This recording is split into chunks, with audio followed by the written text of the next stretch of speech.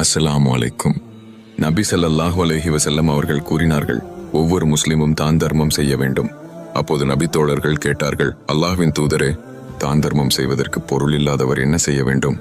நபி ஸல்லல்லாஹு அலைஹி வஸல்லம் அவர்கள் பதிலளித்தார்கள், அவர் தம்முடைய கைகளால் உழைத்து அதில் வரும் வருமானத்தில் தான் தர்மம் செய்யட்டும். தோழர்கள் மீண்டும் கேட்டார்கள், அதற்கும் சக்தி இல்லாவிட்டால்? நபி ஸல்லல்லாஹு அலைஹி வஸல்லம் அவர்கள் கூறினார்கள், தேவையுடைய ஒருவருக்கு உதவட்டும். தோழர்கள் மறுபடியும் கேட்டார்கள், அதற்கும் சக்தி இல்லாவிட்டால்? நபி ஸல்லல்லாஹு அலைஹி வஸல்லம் அவர்கள் கூறினார்கள், பிறருக்கு நன்மை செய்யுமாறு அறிவுறுத்தட்டும். தோழர்கள் இறுதியாக கேட்டார்கள், அதற்கும் சக்தி இல்லாவிட்டால்? நபி ஸல்லல்லாஹு அலைஹி வஸல்லம் அவர்கள் கூறினார்கள், தீங்கு செய்வதை விட்டும் தம்மை தடுத்துக் கொள்ளட்டும். அதுவும் ஒரு தான் தர்மமே ஆகும்.